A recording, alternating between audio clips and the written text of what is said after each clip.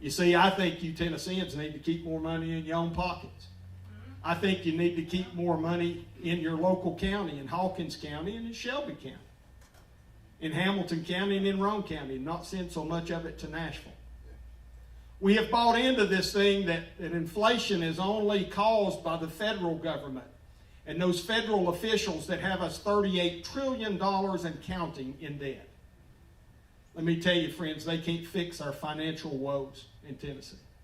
People that have been voting for budgets to send money to every nation around the earth, taking it from your pockets and sending it to those nations, they don't have the mentality to come into Nashville and fix what our budget problems are in Tennessee.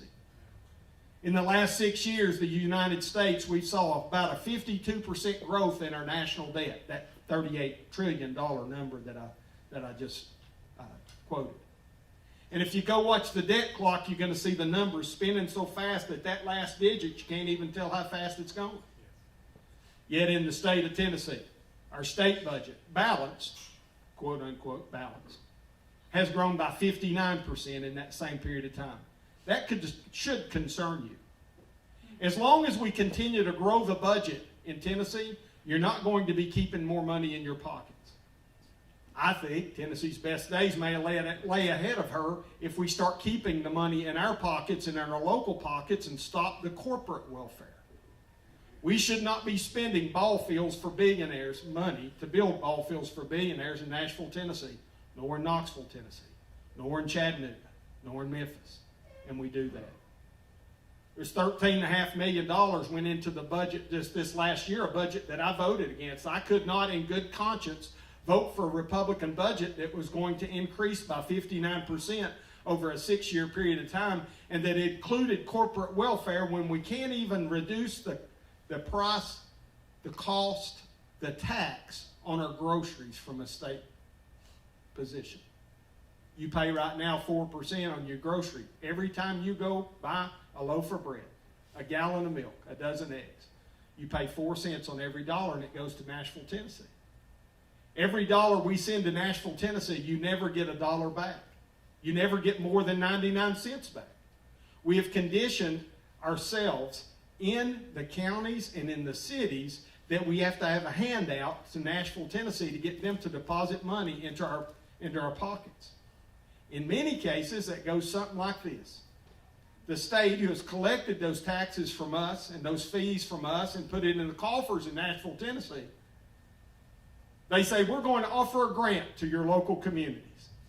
And we'll give you your money back in form of a grant, but you've got to take some more of your money and put it out there with it and match it before we give your money back to you. Again, inflation is not always and only caused by the fact that we print money like drunken sailors in D.C., but it is also caused by a government in Nashville, Tennessee, that would continue to collect your dollars and redistribute them at something less than $1 back into the communities. That has an inflationary impact on you. I think that's an easy thing to get fixed. Let's get the budget under control and let's stay within the parameters of the Constitution. This extra constitutional spending that we're participating in must stop. We just had the governor of our state stand up about 2 weeks ago, and I know we have some New York friends. We have a New York police officer with us, former New York police officer with us tonight, and I appreciate his service to that city and this nation. But it is not the responsibility of the taxpayers of the state of Tennessee to offer their money to move businesses from New York City into the state of Tennessee. That is corporate welfare. We heard the governor stand up and say that the Tennessee Department of Economic and Community Development, let me give you an AKA for that. It is the arm of corporate welfare in the state of Tennessee, and it needs to be pruned back. I intend to do that. We should not be sending your dollars to other states, to other companies, whether they're millionaires, billionaires, or some globalist corporation, to get them to locate to Tennessee. Because we're conditioning them to do something that is detrimental to our values and to our economy. If we give these folks millions of dollars to get them to move their businesses here, at the end of a period of time, whether it's 8 years or 10 years or 12 years, guess what they're going to do? They're going to stick their hand out and say, please deposit more if you would like us to stay. And you pay for that, friends. So let's keep more money in our pocket. Let's get rid. I'm going to, second time this year as a state rep, I'm going to try to start getting rid of the 4% grocery tax in Tennessee. I think that benefits all Tennesseans, and we need to get rid of it. I'm going to need your help on that. I was talking to the couple back here and said I was going to give you all several things I need your help with. First is I need you to light the phones up to the governor's office and to your state rep and to your state senator and say we want this 4% grocery tax removed. We can do it. We can do that. It had a $146 million fiscal note 2 years ago when I ran that bill. It'll be somewhere in $150 million this year. But with a $59.8 billion budget, I assure you, we can whittle away at some of the corporate welfare and not break the bank by leaving those grocery sales tax in your pocket. Secondly, and this is on a local level, but your governor needs to lead this from the bully pulpit that the governor has. We need to do something about property taxes in Tennessee. Because so many people want to move here. And liberty and less government is a good draw and a necessary draw for people to want to relocate to Tennessee, and I embrace that. I'm just opposed to giving people money to get them to move here, or companies money to get them to move here. But our property taxes have this assessment thing on them now.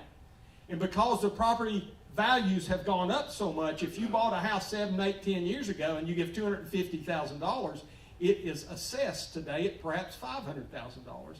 And you're taxed against those unrealized capital gains. That's right.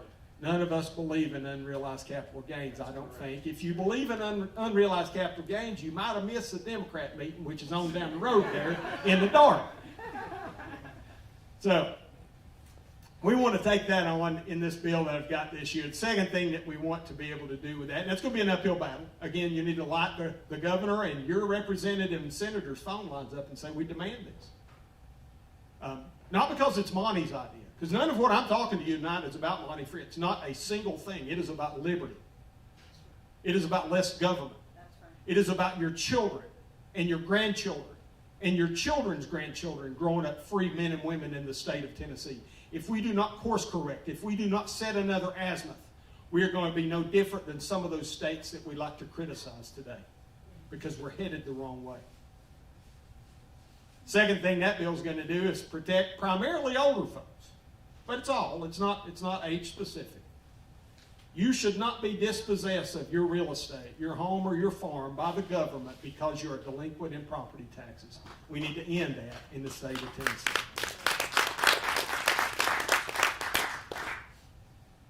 We need to recalibrate government in Tennessee.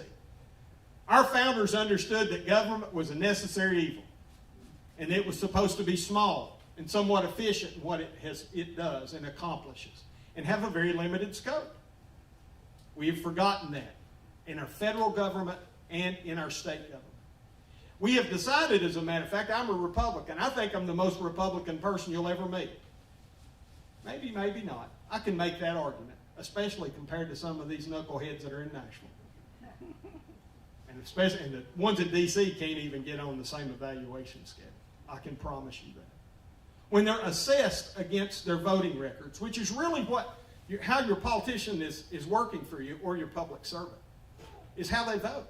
It's not whether they're likable. It's not whether they come out to all your chili socials and they taste the chili and award a winner. Those are all things that we've allowed to become the politician scope of things. But friends, it's how they vote that really matters. So I'm a John Birch Society member. I hate communism. I hate communists. I want to see them be saved so they don't have to go to hell. But I hate communism. I was taught to hate communism at an early age. And we're headed down that path now in America and in Tennessee. When we think it's okay to redistribute your wealth, we're headed down a soft form of socialism, and the socialism always leads toward communism, and we best stop it now before it gets to the point that we can't stop it without bloodshed. Correct. We are in trouble in America. We were in trouble in Tennessee. That's right. And so we've got to recalibrate government to understand that. So I stand before you, a person that was in much need of the blood on that cross at Calvary. So there is no standing before you tonight and saying, Monty's this or that. I'm really nothing. I'm a sinner saved by God's grace. But I will tell you this. I will assert this with great clarity. that we're in such a position that if we don't have a move of God in Tennessee, there's no recovery. We can't legislate ourselves out of the place we're in as a state or as a nation. We can't spend ourselves out of the place we're in. We can make the problem more expensive, but we must have a move of God. So if you're a born-again Christian in this room, you best be on your knees regularly praying for this state and for this nation, because we are in trouble. That's what we do. And so, while lots of people will tell you that they're a person of faith or this, that, or the other of faith, while they tell you those things, I will go to that scripture that says, you show me your faith without your works, and I'll show you my faith with my works. Well, if you show me your fidelity to your oath of the Constitution with your vote, without your votes, I'll show you mine with my votes and the bills I've carried. And I think that's an important thing for us to remember, friends. Again, it's about how your politician or your public servant votes. It's not if they're likable. It's not if they can say things to tickle your ear and make you smile and feel warm and fuzzy after they leave the room. He's so nice. Monty's so nice. I am. If you ask my grandkids, I'm a super nice. My wife and I just got married. Denise is here with me tonight. We just got married 41 years ago. And she'll tell you that I'm a pretty nice guy too. But my job working for you, if you all hire me as a governor, it's not to be nice. It's to stay within the bounds of that Constitution. So being the most Republican guy in the state, again, I'll touch on this. I know our Tennessee Republican Party guiding principles say that our rights come to us from Almighty God. Not from man, not from government. I sat in Williamson County back in the summer, a bunch of nice people there, probably a little bit more yuppie than this crowd is. But I asked this question. I said, how many of y'all in the room, and I'll ask y'all the same thing, by show of hands, think that your rights were given you by Almighty God? Please raise your hand. Now, raise your hand if you think your rights were granted to you by some man. How about that? In Williamson County, I had a hand go up. I had to remind that young man again that the Democrat meeting was on down the road. He was in the wrong place. It's unfortunate that we have those conversations, but I'll tell you, I'm going to pick on my Republican colleagues just a little bit too. Because those same people that would deprive you of your right to keep and bear arms, those same people that would tell you that you're non-essential because you happen to cut hair or you happen to own a bar, those same people that will infringe upon your property ownership rights, they think that they get to decide what your rights are. Let me tell you why that is more than just a constitutional crime, my friends. If you indeed believe that we have been endowed by our Creator with certain inalienable rights, life, liberty, and the pursuit of happiness, that to secure these rights, governments are instituted among men, deriving their just powers from the consent of the governed. If you believe that, it is more than just a constitutional crime to try to usurp those rights away from you, brother. It is a great sin. Now follow me with that. If you don't believe those words that I just quoted from our Declaration of Independence are true and accurate, you may be less than an American. Because Americans believe that. And these politicians that will tell you they get to deprive you of your right to keep and bear arms. And I go to that a lot. Not because I often have a pistol with me or a rifle with me, but because it is the greatest leading indicator or litmus test for what a politician or a public servant thinks about your rights. That's right. If you go to that person, that politician or that public servant, and you ask them just 5 questions, and they answer any of their questions like, well, I don't think these kinds of people ought to have access to firearms. I think we should limit magazine capacities, and nobody should own assault weapons. If they say those things, they also believe you don't have any right to speak your mind freely and to approach your government about dissent. They think that you don't have any right to worship who you want to worship. They do. Because it goes directly to that. It is the great litmus test for how they feel. So Nashville, Tennessee, recalibration again. I'm still on point number 2. Recalibration of government in Nashville, Tennessee. There's a group of West Tennesseans out in Gibson County, started in Gibson County, filed a lawsuit against Governor Lee and the Attorney General and Jeff Long, who was then the Commissioner of Safety. There is language in Tennessee law today that's, quote, intent to go armed. Most of us as Americans believe that We are innocent until proven guilty. I think that was probably trained in the New York Police Academy, I suspect. I suspect it's taught here in the Tennessee Law Enforcement Academy. I suspect that we all hold that we're innocent until proven guilty. But due to those words in Tennessee gun law, if you are armed, you're a criminal, and you have to have something to defend against your guilt. It's upside down. It is backwards. And so they filed this lawsuit to remove those words from Tennessee Code. And a 3-judge Chancery Court panel in West Tennessee District said, you know what, you're right with your lawsuit. It is unconstitutional. So that should be a celebration. It should be a celebration for a couple reasons. One is our rights come from God, and number two, guess when those words were put into Tennessee law? In 1870. If you'll remember what was taking place in 1870 in the South, it was what we called Reconstruction. And those words were put in as a part of Jim Crow Code to prevent black folks from being able to arm themselves.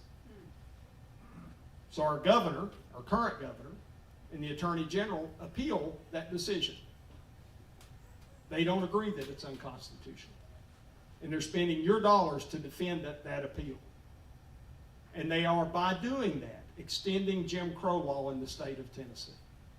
I will offer you, my friends, that Bill Lee and the Nashville establishment will never remove the stench from their clothing that they will wear for the rest of their lives for fighting against your rights and for extending Jim Crow law in the state of Tennessee. And you ought to be lighting them up with emails and phone calls. Now, the governor's office won't call you back. This governor. The next one will. You know the next governor's going to be from Kingston, Tennessee, right? So how do we recalibrate Nashville? Get back into constitutional training. Those people have forgotten they work under the authority of the Constitution at the will of the people. We will recalibrate that in Nashville, Tennessee. One of the ways that we will do that is all those people that currently work against your rights in TDEC and the Department of Safety and Department of Children's Services and you name the organization, we're going to move them to work on the governor's helpline if they want to continue their employment for the state of Tennessee.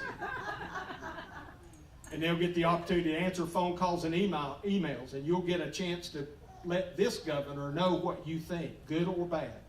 And on a monthly basis, those commissioners will sit in front of me, and they'll give me a report out of all the things that we're doing well in Tennessee and all the things that we need to improve on, and we'll figure out a way to do that. Because I think the governor of the state of Tennessee works for the people of Tennessee. Amen. And we need to recalibrate that. Excellence in education is important to me. Our founders in Article 11, Section 12 of the Tennessee Constitution, first sentence says we recognize the inherent value of education. Everybody in this room does that. Whether you homeschool, private school, or public school, you recognize that it's important for the next generation to be able to read and to write, to formulate their own thoughts, to capture in writing, to do the math, and to solve great problems.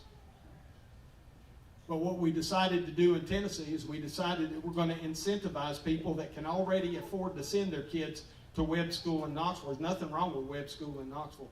But if y'all ever check the price on what it is to go to web school in Knoxville, probably somewhere between $15,000 and $20,000 a year. And so we've decided that we're going to take money from your pockets and we're going to send it to primarily to folks that are already affording private schools so that they can feel like that they had freedom of choice. Let me tell you, my friends, you were already free in Tennessee. You did not need Bill Lee to liberate you with his voucher scheme. I voted against that. I fully intend, when I get in office, to stop this voucher scam in the state of Tennessee. It is not only unconstitutional. Second sentence of that Article 11, Section 12 says that the General Assembly shall provide for the maintenance, support, and eligibility standards for a system of free public schools. I think that's a specific and restrictive statement. I think that the state of Tennessee General Assembly has no authority to take your tax dollars and send them to a private school. I think you have all authority under Almighty God to make your own decisions where your kids go to school. But just like my Ford truck outside's an XLT, and I didn't ask you to pay for the Lariat package, you get to decide where your kids go to school, but you get to pay for it. The state of Tennessee offers a public school system, and it is not exactly what it should be. But rather than correct it and demand excellence and withhold money, perhaps, from those failing systems, we've decided to do something that I just described that's unconstitutional and fiscally irresponsible. Because under the law that was passed last year, where 20,000 students across the state get those scholarships, if you will, if they do leave a public school, that $7,300 goes to the private school but keeps on going to the public school. So for those children that pulled out, you're paying for it twice.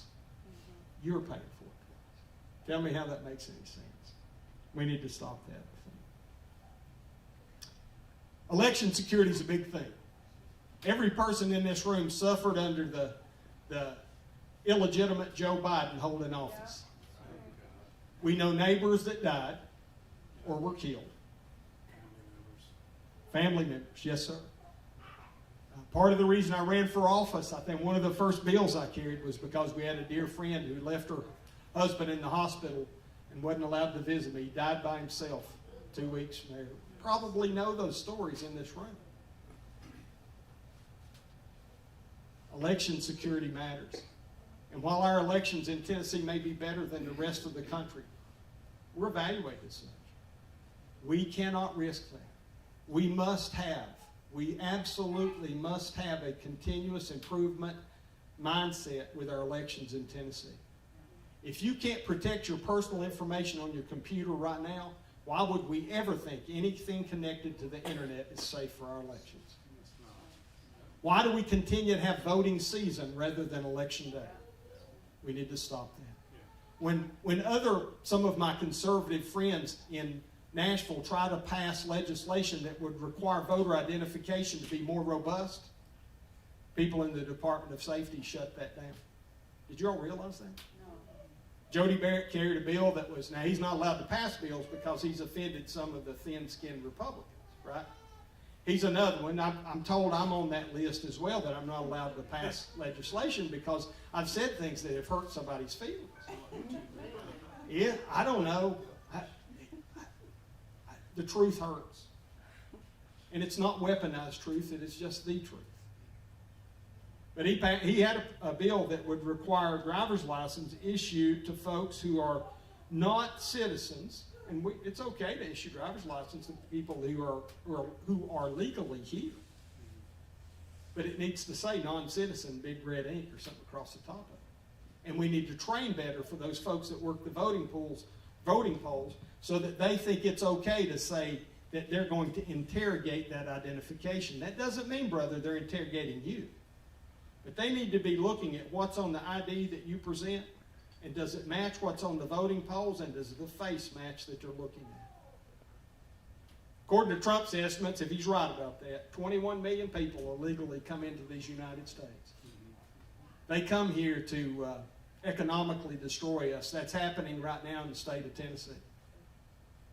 We're providing stuff for housing, education, in many cases food, that's coming from your pocket, whether that dollar is going to the Nashville coffers or the D.C. coffers. That needs to be stopped. It is not the responsibility of the citizen to pay for education, housing, food, nor health care for the non-citizen. And we must stop that. As a matter of fact, the thing that I think we've been the most lax on is enforcement of law for hiring illegals. If I hire illegals knowingly, I should lose my ability to do whatever my business is. And I might ought to find myself in jail. Because it is contrary to the interest of the citizen of Tennessee and the citizen of these United States to allow this to happen. I was telling some of my friends this earlier. They said something to the effect of, well, how do we do this? I said, we've got to stop electing weak men. That's right. We've elected a bunch of weak men. I'm no tough guy. We were talking about this as we were unloading sides. I'm not. I'm just me. But we better hit a point where we're going to stand on what that Constitution and God's Word says. That's what our founders thought. The polytheists, the weak men that we elect today don't think that way, and we need to turn that around.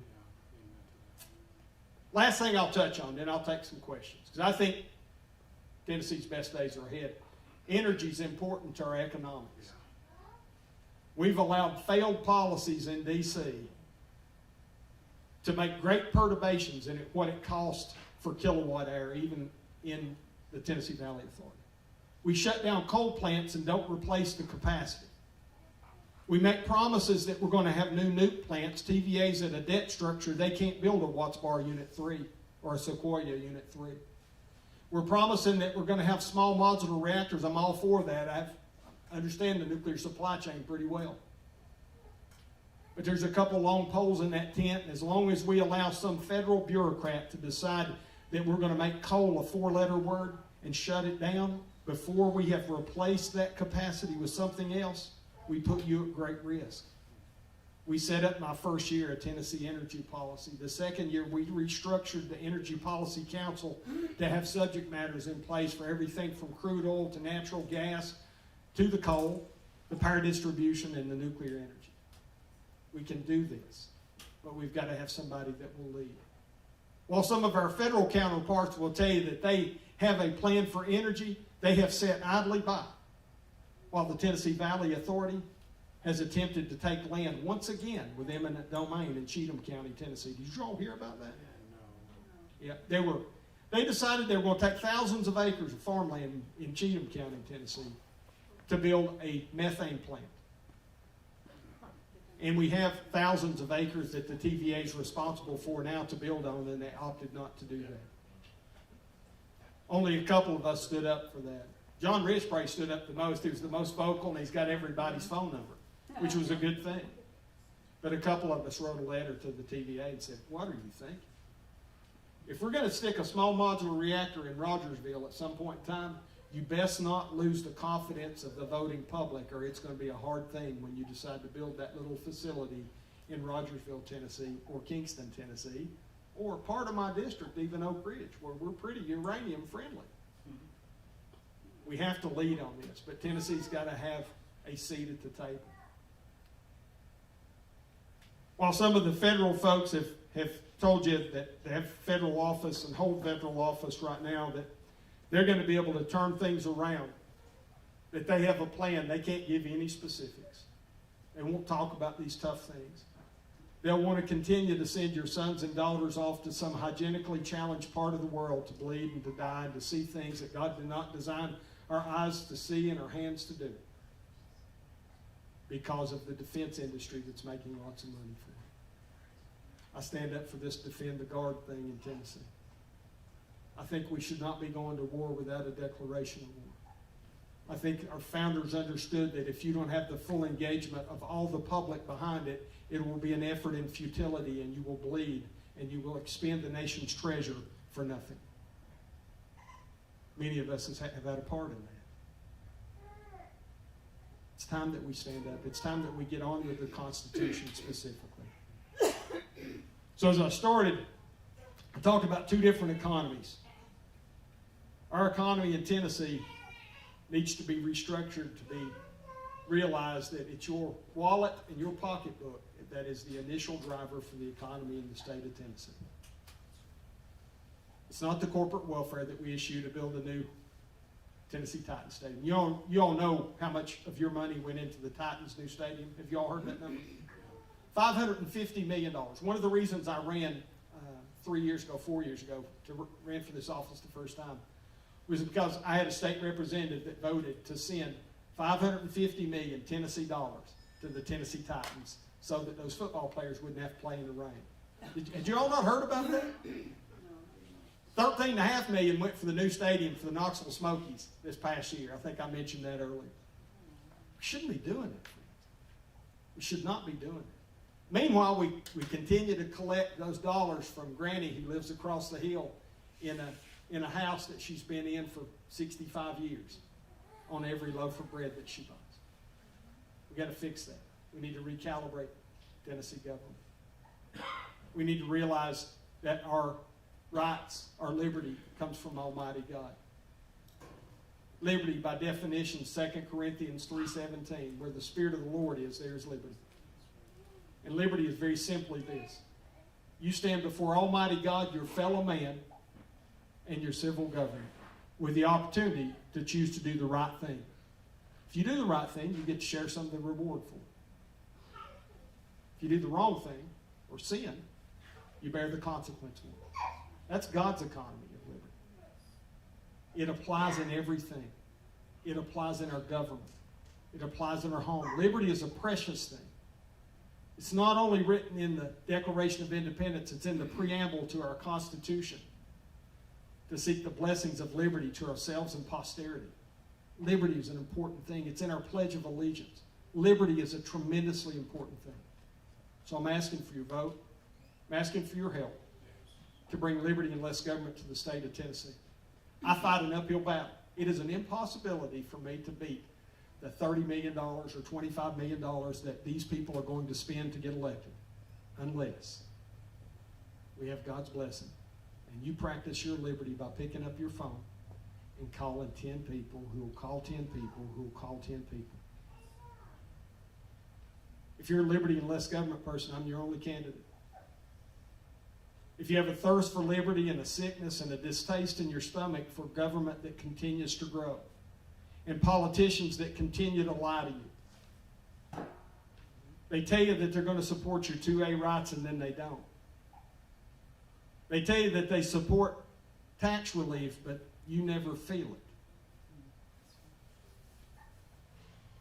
If you're okay with the way things are going, you're going to have probably 2 or 3 choices, Governor, other than me, that I can promise you they'll take us right down that same path, because they're conditioned by the people who give them money to do this. I won't have any $500 a plate fundraisers. I'm not going to. I would hope none of y'all would come to one if I did. I will not have anything. I think I heard the number that there was a Memphis fundraiser where it was like $10,000 per table to come in. That wasn't a Monty Fritts fundraiser. I've been in Memphis a couple of times, but that wasn't my fundraiser. It does require some money to do this. But if it's going to take $20, $25 million, $10 million, $12 million to win, God ain't in that. And I do think the good Lord is giving us an opportunity, and He's picked, because He has a great sense of humor, my friends. And if He would pick country boy me, I'm not saying He's anointed me to just win this, but I promise you He's called me. I prayed about this for a long time.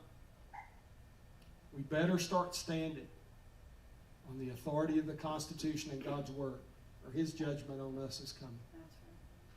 And I know that's not the most palatable of messages, but again, you better understand where you are to be able to navigate to the next point. I want to take us to liberty and less government in Tennessee. So I appreciate y'all. I love you for coming out tonight. I'll take your questions.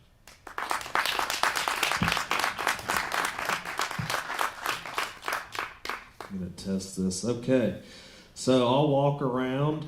I'll be like a little middleman. Anybody has a question, I'll bring the microphone to you. I know I've got 2 or 3 saved up, but I'll ask him in between.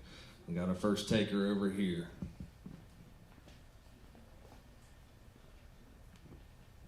A few years back, there was a move to establish a gold depository, which looked like it had some promise, but it got shot down pretty much, or I think just went to committee and got lost there. What are your thoughts on that? Representative Halsey's carried that piece of legislation for 9 years, I think, or some form of it, to try to give us an alternative, because not only what we're doing in D.C. with sending our money overseas to be laundered and then put back in, I think, in the pockets of crooked politicians, but the fact that we keep printing it has us in a really vulnerable place with our U.S. currency. And I'm fully supportive of that. I think the last 2 years I've co-sponsored what Bud has offered. I know he's got another one coming this year. He's worked on it. As a matter of fact, I don't remember the company's name, but they were planning on the company being in Greenville, Tennessee, so that they could actually do some of the coining and make coins and those sorts of things. I think it's a really complex situation with that. I think if we hit this point of, y'all familiar with the term the Great Reset? Yeah. That these crazy globalists want to do? Yeah. Did you all see our current governor stand with the World Economic Forum at Vanderbilt University about 2 weeks ago? Yeah. Well, they want that. Most of those people in the WEF want a currency reset. They want you on some digitalized dollar so that they can turn you on and off if you say things that aren't nice. It's kind of like being that state rep from Kingston, Tennessee, and when the Republican leadership don't like the positions, they'll kill my bills in committee before they come out. Well, that's what the globalists want to do to you. They want to starve you into submission. Didn't we do that with COVID, friends? Didn't we try that? Didn't we say in some places around the country and even in this state that you're not going to get to participate in the economy if you don't do what you're told and take the jab? We did that. These are evil, crazy people. So I'm fully supportive of that. I think there's a whole move between nullification and between the ability to have our own metals. I think what Bud had written in that bill was gold, silver, palladium, and platinum, I think, were the metals that were going to be the opportunity. And I think Representative Halsey would tell you the same thing. It's not an end-all, fix-all, but it does become a step in the right direction. I'm fully supportive. And I'm absolutely against that whole digital thing. So this year, did you all know that we passed a bill on digital identifications? And I voted against it. But if the way it was portrayed in committee was it was going to make it easier to get driver's license and stuff. And it become a slippery slope. Careful with these folks. They tell you what they think they want you to know just to get you to be quiet, sit down, shut up, keep paying the taxes. And I know that's hard. But it's really the view of many of these people in politics. And we're in a hard way with that. That's where we really need to be begging the Almighty for forgiveness and for mercy. And again, for those, it falls on us, the church. I'm a born-again Christian. It falls on us first. Judgment begins in the house of the Lord. The pathetically weak pulpits that we've allowed to develop themselves not only in America, but in the state of Tennessee, where we're afraid to stand up in church and say that's immoral. You can't vote for that godlessness. It means that we've become a land of many gods. That didn't work well in the history of the Bible. And I know that sounds preachy to some of y'all. You're not used to hearing somebody in public office speak that way. But it's the truth. We had better recalibrate ourselves that we need the blessings of the Almighty first. And that we need to be submissive to His will. Think about this. I know this is a long ways off your question. But in 2015, we had 9 folks in black robes for the Supreme Court decide that we had a constitutional right for 2 dudes to get married. Or 2 ladies to get married. I don't know if they're ladies, but 2 women to get married. 2 females, 2 males. I know it's a sensitive topic, but it's time we start speaking the truth. You can't redefine what God has defined. And to assume that, and then tell me, these federal politicians, they tell me I'm going to stand up and do what's right, or they send me a scripture verse each day, I'm going to say, where were you? Why haven't you stood up to call for their repentance in the Supreme Court? Why have you not stood up and offered legislation that would change that? Because in Tennessee, based on the law God gave me to pass, you can't be forced to solemnize a marriage in the state of Tennessee. And that was important for our pastors and our county mayors and all these people that, I don't know why anybody would want to do a wedding. I'd much rather do a funeral than a wedding. Much less stress. But, I mean, y'all have seen how much stress the women are in a wedding, right? We had 2 sons. I have to offer a little humor there because I'm being so hard with this. But the girls' side of it were all stressed out, and the girls' mom and daddies were really stressed out because they were paying for most of it. All that humor just to get to this point. We better recalibrate our thinking to what God says is right and wrong, and what the Constitution says. And we're headed down a great path of judgment if we don't control our currency, I think. Thank you. Who's next? We've got multiple hitters, but I'm going to go in a triangle here. All right. I have a question about the chemtrails. That was my question. So there you go. We have a law that was passed that we're not supposed to have them, but then we wake up and see them every day, talking about metals. So what is your stance on it, and how do you combat that? House Bill 2063, I wrote that legislation. It actually started here in Northeast Tennessee. Representative Halsey gave that to me, and he said, Fritts, you've got the right disposition to get this passed. So that bill, that law, prohibits geoengineering. I chose geoengineering rather than just chemtrails because, to be honest with you, geoengineering is a broad set of things. It's everything from carbon capture to stratospheric aerosol injection, solar radiation management, marine cloud brightening. It encompassed all of those. That was the intent of the law. And so it is law in the state of Tennessee now. It has a small fine, $10,000 fine. The Attorney General won't touch it. The governor won't enforce that law. We had House Bill 1112 last year that I offered. We got through the House. It increased the penalty up to $100,000 per offense. It included jail time, misdemeanor jail time, and it allowed the investigative portion of this to go back into the supply chain for the chemicals, right? Because, I had folks write me and say, hey, we just need to get the tail number and shoot that aircraft down. Well, that's not the way America works. That's the way the anti-gunners work. The anti-gunners want to come and take your gun. The red flag law Bill Lee people, they want to take your firearm just because they think you're bad. In America, we're innocent, we're proven guilty, no matter what that crime is, right? And so there has to be an investigation. There has to be a collection of evidence and all that. Governor refuses to enforce that. We got a more robust bill through the House. The Senate killed it. You could write those three senators, Shane Reeves, Bobby Harshbarger, and Adam Lowe, and tell them you'd like them to change their vote this year, and we may be able to get that passed through. Florida took on that bill. Since we passed 2063 in 2 years ago, 32 states have followed us. There was a federal representative introduced the bill, and she's getting out of Congress now, so I don't know where that's going to go. Burchett had signed on as a co-sponsor for that. We do need the federal government to get engaged. Enforce the law that's on the books, to answer your question. And whether you like it or not, I sit in committee with TDEC leadership, most of whom are likable people, but I asked them about some of the enforcement of the laws and, the metals and doing sampling. Quite honestly, when Helene hit Upper East Tennessee, I asked TDEC to go do additional samples to see if we could determine if there was strontium, barium, aluminum, whatever, at some elevated level. A lot of rain. Don't know that would have been successful either way. But we at least need to go do the samples from the water and from the sludge. They refused to do it. As a matter of fact, one of the young persons in TDEC said the governor thinks it is big government overreach to try to enforce law against geoengineering. That's a quote.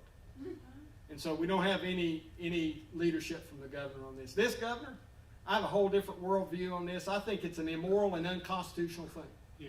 I think that we, the people, have not granted anybody, whether it's the U.S. government or any company, to monkey with the weather. I think it needs to stop. I think in eight western states, we do cloud seeding now. Utah just become the biggest cloud seeder in the United States, based on what I just recently read. They do ground-based cloud seeding where they use silver iodide, and it put it into the clouds, and it changes the crystalline structure in the cloud matter, and so that they harvest, this is the words of the people that do this, they harvest more rain. I understand they have drought conditions in the West, right? But the way this whole thing is made, that cloud has so many gallons or cubic feet of moisture or water in it. If Texas or California harvests more rain than what would naturally fall, somebody downstream of them in their weather pattern is getting less rain and contributing to possible drought conditions east of them, right? The other thing that I have a great problem with it is I met with a young man, nice young man. He wants to make money. He's probably the reason 2063 passed, because many of these weak-kneed Republicans would not have voted for that. None of the Democrats voted for it. They're all about clean air, water, and soil, but, I don't. Stuck on stupid is the only thing I could come to with most of these people. But Justice Doricki is the CEO of Rainmaker. And he'd come in and work the entire committee. Working the committees means that you come down, ma'am, if there's a bill that you're interested in, you come down, you knock on every door in the Cordell Hall. And you go in and you meet every one of those representatives and senators. Bernadette does this, right? And you say, this is why you should vote for that or against this. And you try to convince, that's called working a bill. So he'd worked all the Senate and all the House, and he comes to my office last, and he said, Representative Fritts, I'm all for you passing this bill, but not for the cloud seeding. You've made this too broad. And so he gets up and testifies in front of the committee. And he confirmed by his testimony that he was flying drones, FAA-approved drones, he used drones at that time, at 13,000 feet, injecting the silver iodide into clouds to harvest more rain. Guess what he does that for? Money. So what we're allowing to happen, even with just that, and I think it's much worse with some of the other chemicals, the aluminum and strontium and barium and all the things that are reported that Dane Wigington says that are taking place, right? And he's got evidence, he suggests, for it. Nobody will take it. But if it's just the cloud seeding, and if Tennessee didn't lose a drop of rain as a result of it, and we didn't breathe, drink, or eat any silver iodide, if none of that happened, the big problem is still this. You're going to have companies that want to sell you rainfall. And unless you can pay them, you're not going to achieve optimal precipitation. The same thing applies with this whole crazy carbon capture thing. Any chemist in the room, anybody dealt with any chemistry? I would challenge you to go look up the whole terminology for carbon capture. It's a scam to be able to put their thumb on you and get you to pay for the air that you're breathing. It's the same thing with the whole cloud seeding. So all that to get to this, I'm absolutely against it. As a matter of fact, I sent Hegseth, Secretary of War, Hegseth, a letter 2 weeks ago.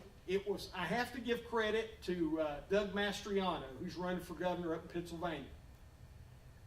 He and I both have kind of taken this issue on, right? He followed us in Pennsylvania trying to introduce some of the legislation. He's one of those 32 states that I mentioned.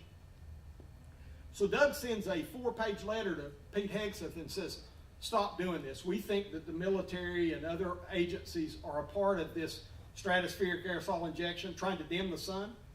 Yeah. Isn't that crazy? Crazy. It's crazy to me. But anyways, we hadn't given any constitutional authority to do that. And so he wrote a 4-page letter. Well, I condensed it down to 1 page. I think my letter is better because it's shorter. And people in D.C. can't read very well, so I had to shorten it to get it to you. Hegseth might be able to, but I haven't got a reply yet. Your governor needs to be actively sitting down with the President of the United States and saying, we demand this be stopped. You got my commitment to do that. Don't mess with Mother Nature. Yeah. Yes, agreed. Yeah, God's in charge of the weather. I think so. He thinks so too. Well, I don't know about cloud seeding because when you drive toward Kingsport in the morning and the sun's coming up, the place looks like it's got a quilt on top of it. So are you saying you know the companies that are doing this? Or is this a UN-inspired climate initiative that somebody has given authority to the UN to do this over the states? I think what I just said. I think I know one of those people in particular that's making money for cloud seeding in 8 western states. I don't know who all else is involved in it. I do think that the United States government's involved because I think that if you go to the 2024 House Energy and Water Appropriations Bill, that you'll find $33 million of your money that was put into solar radiation management in 2024. And if you want to research that, go to page 119 of, again, the 2024 House Energy and Water. So I'm just giving you specifics. I think that there are corrupt, crazy people, godless people. It's a godless thing to try to manage the weather. And if indeed we have people trying to make storms more intense and certain, it's unacceptable. If you go back to that project or Operation Popeye from 1967 and read the report from the State Department, it's a short read. Go to the United States Department of State and look up Office of Historian, Project Popeye. And you'll see that they were able in 1967 to bring 9 inches of rain in 4 hours on the people in Laos. They were trying to interrupt the Viet Cong travel pass to resupply the war in Vietnam. And when you read that, you'll see that the people who authored this with the State Department questioned the use of cloud seeding, in this case, and weather manipulation, even in times of war. So I know if it was happening then, we have advanced capabilities for that today, right? Who's doing it? I don't know. But I know that we've got to stop it. I didn't bring my crystal ball, brother. I'd be glad to look at that too. There should be a crystal ball answer to that one. I'm so glad you mentioned the World Economic Forum earlier, and so you know quite a bit about them. They have a concept they call One Health, and that is the connection of humans, the environment, and animals and where they intersect. This concept has been hijacked by globalists as a means of using public health emergencies to do surveillance and tracking and digital IDs and the whole thing. Well, this concept of One Health has been integrated all over the world, all over the United States, and even here in Tennessee, we have a One Health Committee. They met today, the first time since they, by law, by a bill passed by Bud Halsey and Senator Harshbarger, have to be open to the public. And today was the first day that they had a meeting, which I attended. I was the only one who gave public comment. It is made up of the Tennessee Department of Health, Department of Ag, several other departments, UT, others. The individual who spoke today works at ETSU. Before they hired him a few years ago, he worked in Kuwait. He's in Jordan, United Arab Emirates. He's very much, and it says his bio page, that his passions are One Health and global health. So all of these issues that we oppose with the World Economic Forum. So as governor, you would be positioned to choose the next commissioner of health, who is essential in guiding the whole culture of health and the approach to health in Tennessee. So could you describe the type of commissioner of health that you would choose? Yes, thank you, Bernadette. And the first place you would be is in the position of firing those people that have messed it up to this point. Because we have many of those people, again, part of my recalibration of state government, these folks don't realize that their only authority comes from the Constitution. That's it. And they work for the will of the people. And so they've decided that all these politicians that take money from all these PACs all over the world, that funnel through to different things, they don't pay $10,000 for a table or $20,000 or whatever it was for a table at a dinner to support a Blackburn or a Rose or whoever it was in Memphis, that they don't expect something for those $10,000 or $20,000. They do not. And just to be honest with you, the basic,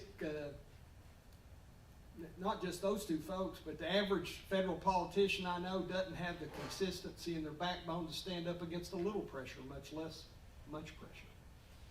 And so those dollars come in a hard way. I like what the guy, I can't pronounce his name, we don't have a Surgeon General in Tennessee. Florida has a Surgeon General. I like some of the things that he's put out because he's okay with saying the truth, I think. And I think, say, Latipo, thank you, thank you. I'll trust you. The Latipo guy, and he talks about just simple things like children shouldn't be forced to succumb to vaccinations just to be able to attend public school. I think those are simple things. I think that the unwillingness for the current Department of Ag to do some of those samples that we talked about. Going back to the other question the gentleman back there asked, we have a 25-year-old law in Tennessee, about 25 years old, Title 58-2-116A. And it's a whole paragraph. 58 is the part of the code that's for emergency management. And it includes weather modification. So somebody 25 years ago had included weather modification in the code. And when asked about why aren't you doing these studies or assessments, which that code calls for, their answer is, well, we don't have the money. We don't have the resources. Well, wait a minute. Your budget was approved. I've asked this on committee. Your budget was approved. Why aren't you doing it? And what it amounts to is the current governor does not consider, the Article 3 is the governor's authority in the Tennessee Constitution.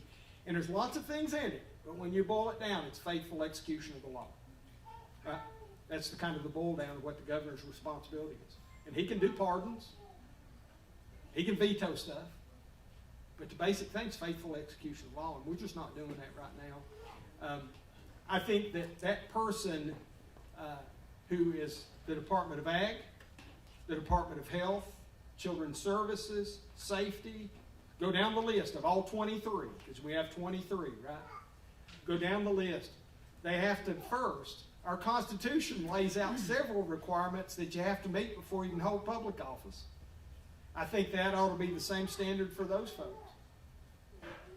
And again, this is going to it may shock somebody to hear it, but our Tennessee Constitution doesn't permit atheists to hold office. Did you all know that? That's good. That's awesome. You need to go back, if you hadn't read your Tennessee Constitution, you need to go back and read that, because that's part of what your authority is grounded in as we the people. And secondly, they have to be promoters of life, not death. There's a culture of death that comes from that United Nations and from those World Health Organizations. They are much more like the Canadians in their thought process, that we're going to so demoralize people, we'll offer them assisted suicide to downsize the herd. I started reading this stuff a few years ago, and it shocked me that there were actually people in the world that thought it was okay to kill off 1 billion or so just so that the rest would have more. Yeah, Bill Gates is one of them. That want you to eat bugs. And so part of her question, that's a really, it goes to lots of things, because whether or not you own your animals, whether or not you can take, if my brother from New York City has decided to have 2 goats or 2 cows and he wants to sell milk to me, we currently restrict that in Tennessee. I got to buy a hoof, an ear, or a snout or something from him under this herd sharing thing to be able to buy milk, right? Isn't that the way it works? Yeah. That's what it is, basically. It's a workaround for it. We've allowed, these people have taken the approach of they are the dispensor of your rights. They need to be recalibrated. We're going to yank that rope hard. And I think there's, even if I had a name for who that was, I wouldn't put it out, because I think it'd be inappropriate at this point in time to see who the person is. But I think it has to be a constitutionalist, has to be somebody who's demonstrated public service and private service, has not been integration with those agencies, because Nashville is full of them now, of people who have been influenced by those organizations for a long time. Unfortunately, many of the politicians are influenced by them now because of who they're taking money from. Ready? Got one over here. Make sure we're speaking into the microphone. The broadcasting team wants to be able to pick it up for the video they're taking. Monty, my name is Wayne Getty, my wife Ida here. We're actually from Greene County, and Michelle Watkins was the person that told me about you and your wife Denise. And so anyway, we only live 17 miles from Hawkins County. So I feel very honored and privileged to be here with all of you here in Hawkins County. I'm sort of like a nobody. Nobody knows who we are, and we're just typical people. But I have great concern for Greene County. And Michelle and you left a voicemail on my voicemail. You thanked me for my openness. I've known the Lord for over 50 years. I'm a born-again, spirit-filled believer, an evangelist in my past. I've ministered in many communist countries, and I've lived in the homes of believers in communist countries, and I've seen what their lifestyle is like. I'm anti-communism, I'm anti-atheism, and I'm a lover of our Lord Jesus Christ. Yeah, amen. And I am so blown away with everything that, not only with what you have said here tonight, but I attended the GOP meeting for the city of Greenville, Tennessee, on the first Saturday of this past October. And it was my first time ever being there, because I've been so frustrated about property taxes. And our local community, we live in a mountain. We don't have a mountain view, we're part of that view. And it's a mountain road too, believe me, with all the potholes. But I love it there. I think she puts up with me with my love for the mountain life. But what I've discovered in our local Bellinton, Tennessee, and the people, and I participate on their Facebook page, and I try to talk about property taxes, and I believe it's fraudulent. I believe it's against the 16th Amendment. And how in the world can you pay for something that is fictitious, that is like out there, and they said, and they raised our taxes like 28% in the past year in Greenville, in North Greene County. That's where we're at. And I didn't really think much about it because just 2 years ago we moved there, but they already had passed that tax increase. And everybody was frustrated about it, but there's nobody doing anything about it. I have met the mayor of Greene County, and I actually met the legislator there for that area at that meeting. And I just want to let you know that my heart goes out because I just think sometimes Tennesseans are very complacent, and I've attended several church services in our area just out of curiosity, and there's just no life. And they're all very elderly. There's nothing against being old, and there's nothing against loving the Lord, being 80 years, 90 years old or whatever, but I saw no youth. I saw no energy, and my heart just goes out because that whole system there where we live is just dying on the vine. So going back to the whole thing with property taxes, I got on the Facebook page and I started to talk about it, and I was immediately confronted with atheists who were against me. And they said, what right do you have to preach moralism to us? I'm an atheist and I stand against everything that, Wayne, that you're talking about. And so we went back and forth. Finally, I had to realize that there's no way I'm going to get through to this person. But that is the mentality. And then when you talk about Jesus, or you talk about Christianity here, at least in my area, it's just like, oh, we go to church, but that's about it, once a week, and it's a do-nothing scenario. Oh, I've done my thing. And so at that GOP meeting, the only reason why I found out about you is because somebody brought your banner in there. And I said, who in the world is Monty? And so this past October, Monty, was when I first ever heard about you. I later found out that there's a GOP women's group, and I guess you're going to do a thing in February with them there in Greenville. But I believe they were the ones that brought that banner in there. But I talked with the state legislator, or not that, I don't know if he's a state legislator, but he's the legislator for that area, or that district there where we're at. And I talked to him over 20 minutes about property taxes and the fraudulent, and like, how can you pay for something that you never purchased? Because the 16th Amendment says that you have got to have the ability to own and pay for something at that point. And then and so they raise your property taxes, and they said, your property is now worth $25,000, $50,000 more than it was last year, and so we're going to bill you on that. Well, how can you, the private property taxes is the only thing in this nation that they can bill you for, and you don't own it. And it continues to go up. And if you do not pay your property taxes, I know you know this, they can put a lien on your property, and it's pure communism. And so you've spoken about this, and I love this concept, this group here, this United Citizens of Hawkins County, and I hope to maybe learn from them so that we can create something locally where I live, just 17 miles away, because I don't think there's anything like this over there. And I appreciate you guys, seriously. Absolutely. I may come this Saturday to your thing too. But just if you would have any other comments, because here's the last thing I want to say about that legislator I spoke to. He gave me about 20 minutes of his time after that meeting was over with, and he says, Wayne, I understand where you're coming from, but I don't see how we're ever going to. It's a process. He goes, it's a process, and it could take years. So in the meantime, it continues to go up.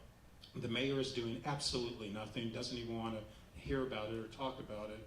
And it's just very frustrating. I don't know if that's here in this area with the county of Hopkins or whatever, but I have to believe that we're not the only county in the state of Tennessee that has these issues. And so do you have anything that you could say about that? Brother, you said a mouthful. I don't know how much I can get into that. Yeah. I'll offer this. Greene County, Jeff Cobble's church has a group of like-minded people there. I don't remember the name of that church, but if you find Jeff Cobble, he's an attorney over in Greene County, find the church he goes to, you'll find some other folks. How do you spell the last name? Cobble. Cobble. Yeah. Jeff. Jeff Cobble. Thank you. And property tax-wise, what I had said earlier, you may not have come in at that point in time. We've got a bill that we're going to try to run this year that would fix the value at 2020 value or what you've paid for it since to get rid of this whole unrealized capital gains thing, and that you couldn't be evicted from your house by the government for failure to pay taxes. That's the approach I'm taking out at it. Let me finish. Okay. And the constitutionally in the state of Tennessee, property taxes are written into the Constitution to be able to raise local revenue. We've turned that into something so it becomes this unrealized capital gain. I think you're going to see some of the people in the General Assembly, they're going to try to do something to get rid of all property taxes altogether this year. I don't know if they're serious about it or they're just doing it to pander. The bill I'm offering, I promise I'm serious about, because it gets rid of this whole shell game. We have what's called in Tennessee a net neutral first year.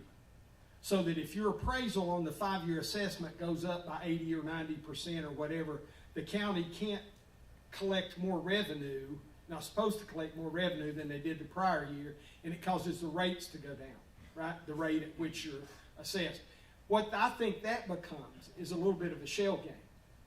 And your rate goes from 1.2 to 1.1, or it goes from 2.3 to 1.9 or whatever because of the assessments, and it ends up going back up. I think if you just fix it at what you pay for, because everything we own is really only worth what you pay for it.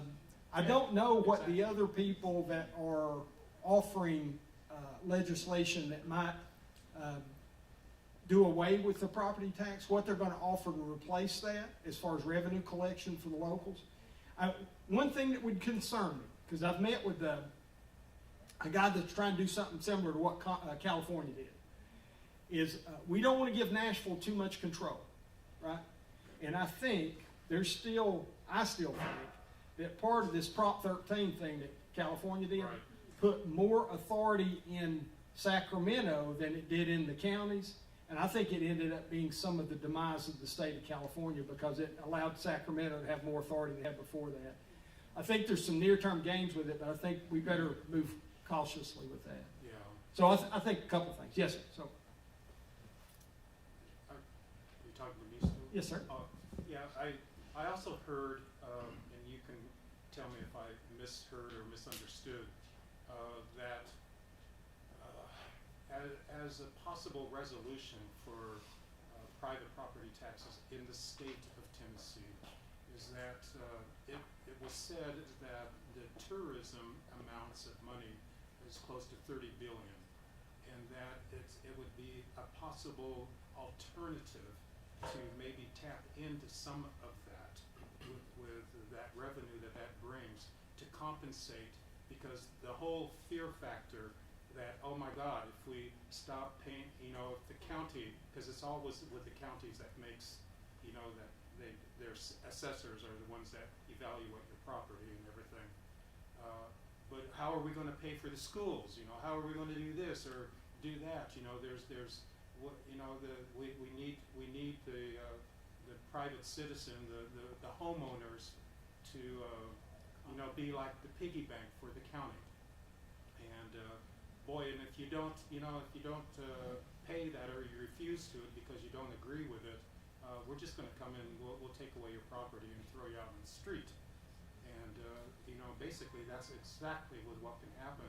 But I think in the state of Tennessee, that I have been told that we have an incredible tourist scenario here in the state of Tennessee, and that there's a lot of revenue that comes in from that. And it's just somebody brought that up to my attention at one point that I heard, that it could be a possibility to help compensate for those arguments, like how are we going to do this? How are we going to do that? And so because of that, we'll take a moment and address that because we got a few questions in the back. And then we'll be able to hang out and talk afterwards. We got a few back here, so you can. Where did you move from, brother? Texas, What part of Texas were you in? north of Fort Worth. Yeah, they're having property tax issues there now as well. Oh, yeah, Mitch, So the Mitch approach. Metzger is an attorney there, he's saying that they're hoping that it will go to the United States Supreme Court. So my approach this year, again, that we're gonna offer is to fix it at 2020 or what you've paid for. That will be unpopular with most politicians, probably even David Hawk, who you talked to over in Green County. I did. Yeah. And then to prevent you from being evicted by the government for delinquency of taxes. And I think that's a good step for us in Tennessee to get us back in the ownership mode of it. Thank you. I don't know what the opportunity to exchange it for something on tourism is. I don't know. Somebody just made that as a, because there's such a fear factor about, oh my God, no, we got to keep the private property tax. That's the only way to fund such and such programs. And my thinking is there's always a way. And, like the Bible says, God will make a way. There's always a solution. We just got to be open to the possibilities and go that direction. My question is kind of similar along those lines is how do we make sure local government is fiscally responsible? We have our government here. They overspend. I think we're $60 million in debt as a county, and they continue to overspend. And regardless of what you, like if you're paying on your 2020 rates on your property taxes, they keep just raising property taxes, and they have a little buddy system. They don't follow the rules. They don't get 3 quotes from different people when they're getting services. It just seems like the corruption from Washington has just crept down through all aspects of government, and people get into government now to line their own pockets as opposed to serving the people. How do we keep our local government fiscally responsible, and how do we make sure that they're doing what's in the best interest of the people and not continuing to say as a solution to all of their spending is that, we'll just raise taxes? I think a couple things. I think most of the 95 counties are in debt trouble, some more than others. Some up in the hundreds of millions of dollars in debt, maybe even billions when you look at like Shelby County. I don't remember. I've looked at the chart for the debt for every county, and we're not in good shape for the counties across the state. I think some of that's conditioned by that whole handout mentality that we've derived in Nashville. There's not a quick, easy fix for that. There is not. Because we have gotten ourselves so deeply in these holes of debt across the state, not at the state level, but in the county level, that they've become dependent upon the grants. So then most of your, not all, but most of your county mayors, most of your county commissioners will tell you they have become dependent on those grants coming back out to be able to fund necessary services, things that are constitutional and that we all want to have. Fire halls. That we have to match, like you said. Yeah, and we do that matching, so it all becomes this handout mentality thing. I think we're in a bad way with that, with the debt across the state. And I think that part of the solution, and it's a long-term one, is to start leaving that money here. I was in when we did the whole 95 county tour back in 2024, and we did the prayer, pray across Tennessee, because when we did the prayer resolution, I got a chance to go to all 95 counties that summer in July, which is kind of hitting it, to hit 95 counties in 30 days. But one of the counties down in West Tennessee on the southern border, we had asked, what's your prayer request? And we talked to the county mayor, and his was fiscal solvency, that they were about to go bankrupt. And it was because of a lawsuit. I don't know what that county already had in debt. It's a very rural county. I don't know what they have in debt. I don't remember what was on the big chart that I looked at that came out recently. But his first prayer request was that we don't go broke. And I think that, unfortunately, you mentioned corruption creeping down.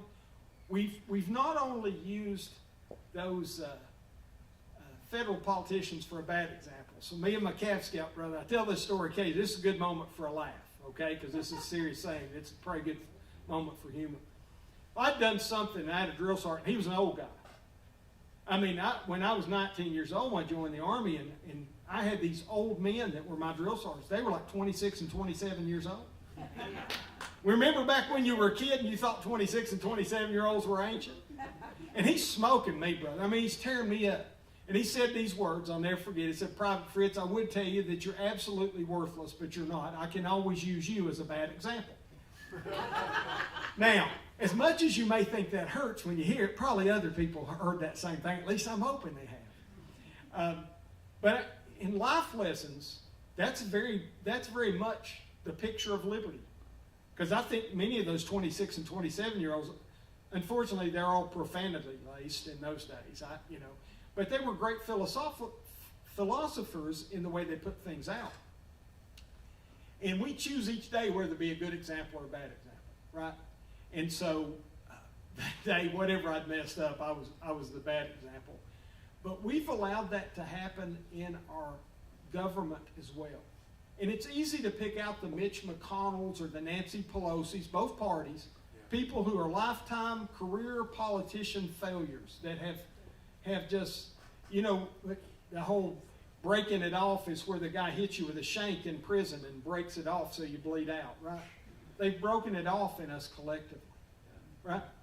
And so now we've trained up these wannabe politicians to do the same thing. What I'm proposing to do in Nashville gets us headed back in the right direction. And it will be dangerous for me to yank those ropes. I can promise you it will be. It will not be thought of warmly by the Nashville establishment.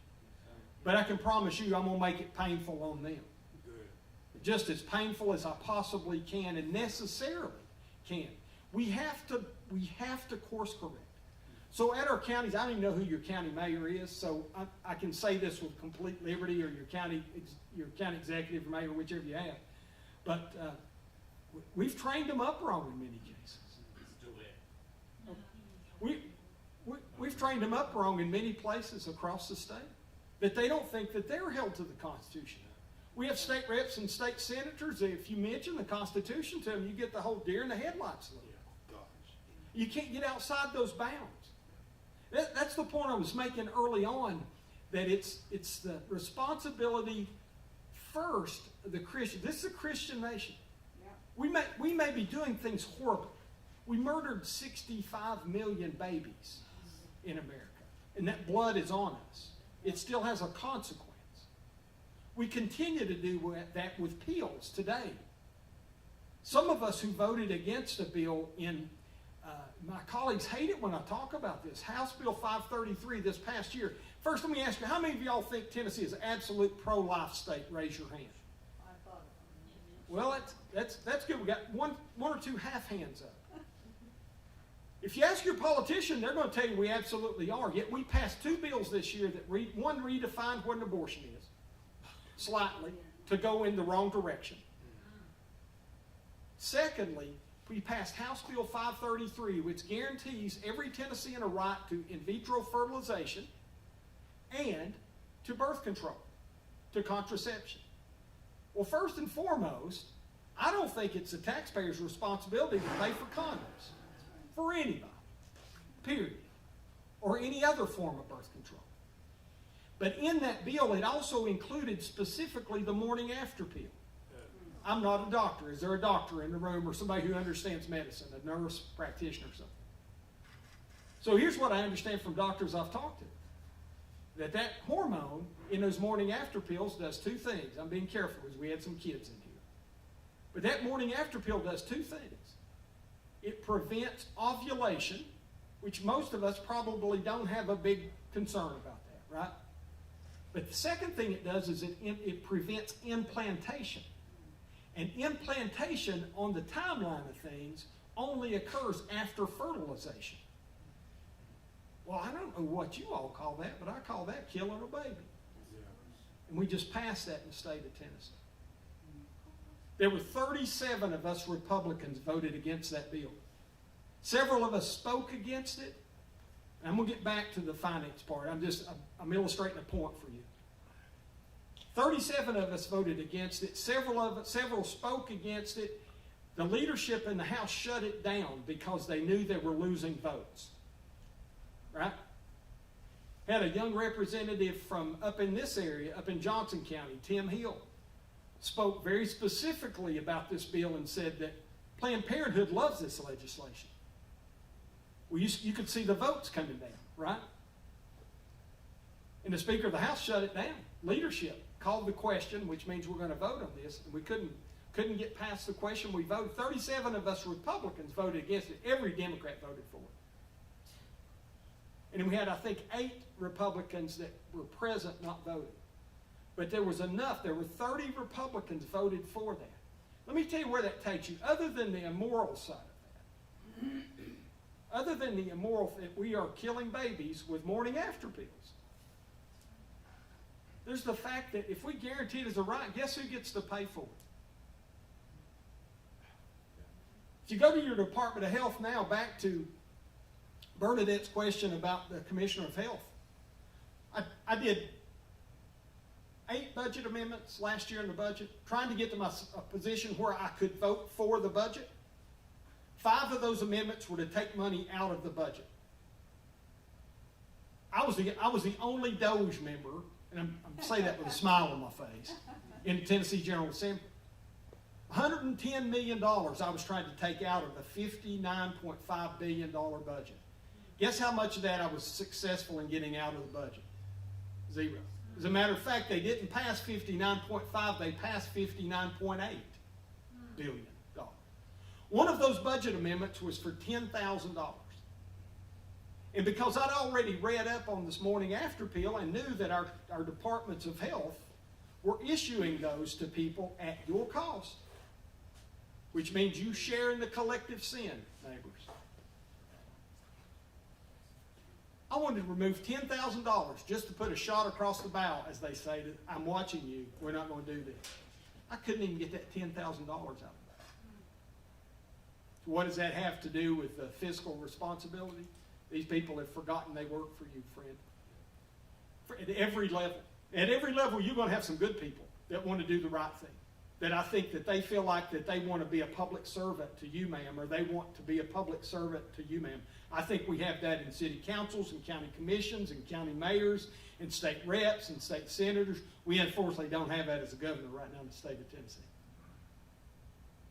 Is that same bill that I just mentioned? I like to write letters because I think sometimes you have to have the receipts on things. So I'll go sit down with the Speaker of the House, talk to him about 2 things. One is the appointments that he needed to make for my Energy Council that they were a year late on making, had not complied with the law. And the other one, and it said it on the piece of paper, we've put ourselves in the judgment path of Almighty God. And he's like, what do you mean by that? I said, we're voting for something immoral. These people didn't know what they were voting for. Many of them just voted because they presented and they thought they had to vote with the party. I said, we're going to bring ourselves in the judgment path of Almighty God. I think that's a real thing, friends. I'm okay with standing in front of you and telling you, I think God's economy is the same as it was 2,500, 3,500 years ago. He hates sin. And where innocent blood is shed, he has a problem with that people. And I think we've done that. So anyways, I couldn't get it called for a revote. So I wrote a letter. Jody Barrett's a friend of mine from West Tennessee, pretty conservative thinker. He's an attorney. He looked at it. We got the letter together. We fortunately even got Chris Todd to send it to the governor because the governor won't read anything I send to him because I stay on him about the Constitution. I wouldn't vote for his school voucher bill. I told him he was unconstitutional when he tried to sit in the governor's mansion and told him it was unconstitutional when he tried to push the red flag law. And let me tell you, friends, he was pushing the red flag law. Whatever they tell you here, I'm telling you, he was pushing a red flag law. It's unconstitutional. Anyway, we sent him the letter, said, please veto this. He professes to be a Christian just like I do. This is what we're doing. So most things lay on the governor. According to the Tennessee Constitution, the governor has 10 days to sign a piece of legislation from when it hits his desk or her desk, if that unfortunate thing happens. And he can veto it, sign it into law, or let it lay for 10 days, not counting Sundays, and it will become law. Most things, especially those controversial things, go somewhere in that 8, 9, 10 day limit.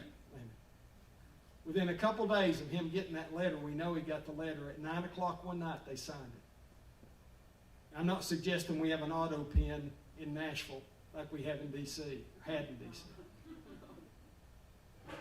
But to sign that in under the dark of night is to betray what's right and wrong. Yeah. And so I offer you all of that. Long answer to your great question. We're in trouble. We got to course correct. It is not going to be easy to get it. We're so deep in a hole, we can't see the edge of the hole to get out of it. If we, the people of the state of Tennessee, are okay with more millionaires or billionaires buying your election, deciding who are your state leaders, if we're okay with your county parties, all about these, I'm going to say it, don't get mad at me, they have fundraising orgies. And I'm not talking about something sexual. I'm talking about they will take money from anybody to raise funds. If we're allowing that to be the driver for politics in the state of Tennessee, then we're getting what we have allowed to happen. Because these people are so out of touch with you, brother, they don't even understand that many of us hurt when our property tax goes up. Most people never complain about it, but when they get that 5-year reassessment and they see the value's been doubled, and they say, I'm not okay with that. When average people like me, I'm an average people. When we see that our taxes have been increased, I talk to other Republican leaders and they say, we haven't increased taxes, and I say, you're not paying attention. Let's go back to my 4% grocery tax again. There is one beneficiary from inflation. You know who that is? It's the government. Because your dollar, your buying power is deflated. And when that happens, the price of a Ford truck goes up and the price of a loaf of bread goes up. And if you have a 4% tax on that loaf of bread, guess what happened? You just pay taxes on the increased amount. So if in the last 6 or 7 years, we have seen food prices go up 30 or 40%, you have paid additional taxes on your food because of the price to purchase. And either most of your politicians are too stupid to understand that, or they don't care. Because they've gotten so accustomed to folks kissing their tails when they walk in and having a seat at the head table and getting a little name plaque up and getting referred to as representative or senator. They have lost complete touch with what being a public servant in America is supposed to be and in Tennessee. We need a little more Andrew Jackson and a little less Al Gore. We need a little more David Crockett and a little less Bill Lee. We are eat up with Bill Lee's and Al Gore mentality in Nashville, Tennessee, and it is permeated down into your local government because they have seen that we're tolerant of that.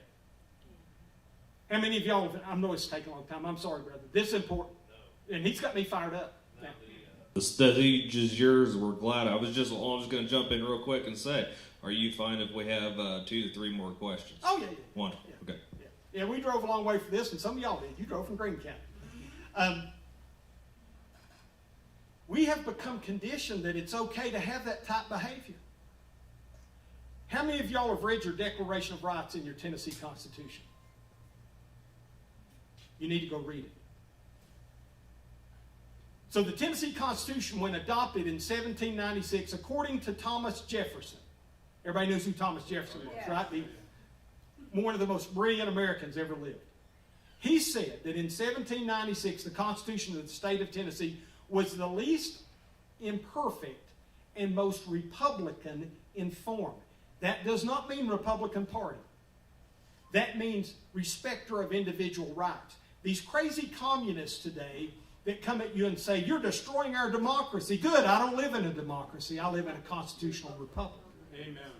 I care less about the democracy because I don't live in one. Right. Democracy is one step away from anarchy.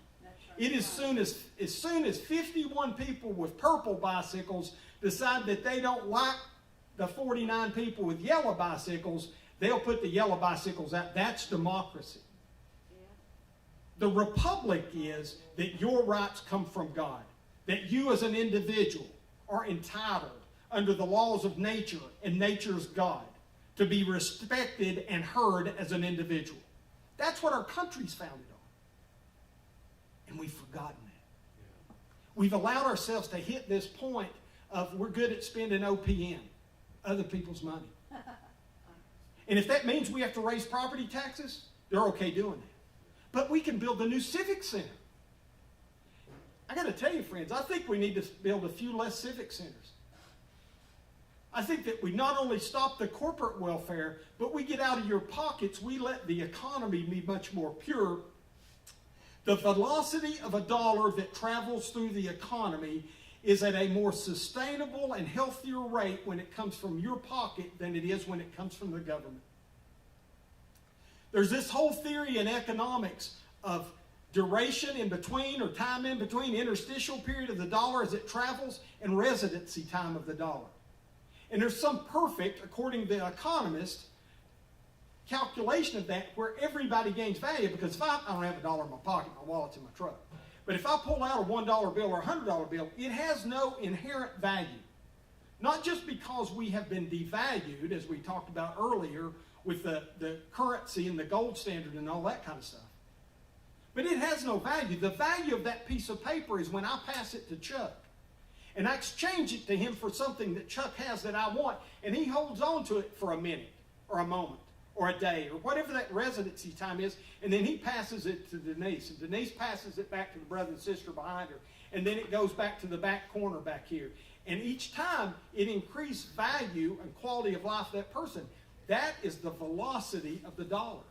When the government does that, every dollar you send to Nashville, you never get more than 99 cents back.